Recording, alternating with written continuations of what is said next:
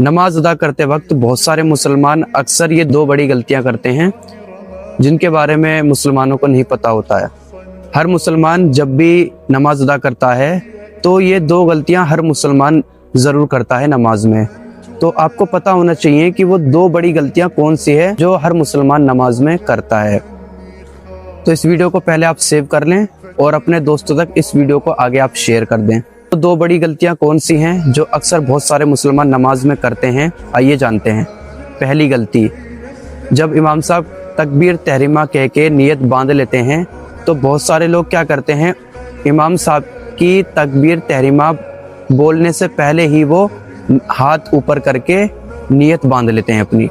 यानी जब इमाम साहब तकबीर तहरीमा बोलते हैं तो वो इमाम साहब के तकबीर तहरीमा कहने से पहले हाथों को उठा के नियत बांध लेते हैं, पहले ही तकबीर तहरीमा कह के नियत बांध लेते हैं, जो कि काफ़ी गलत तरीका है। जब तक इमाम साहब तकबीर तहरीमा ना बोलें और जब तक नियत ना बांध लें तब तो आपको नियत नहीं बांधनी है। इस चीज़ का खासकर आपको ध्यान रखना है। ये पहली गलती है।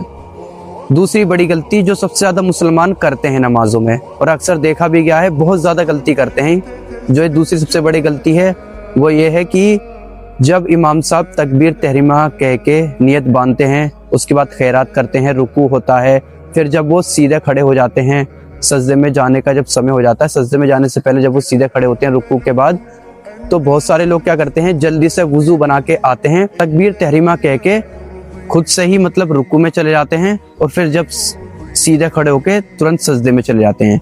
यानी जैसे इमाम साहब रुकू में गए और फिर सीधे खड़े हो जाते हैं, तब जल्दी से लोग आते हैं और नियत बांध लेते हैं, खुद से नियत बांध के रुकू भी कर लेते हैं, फिर सीधे खड़े होकर सजदे में भी चले जाते हैं।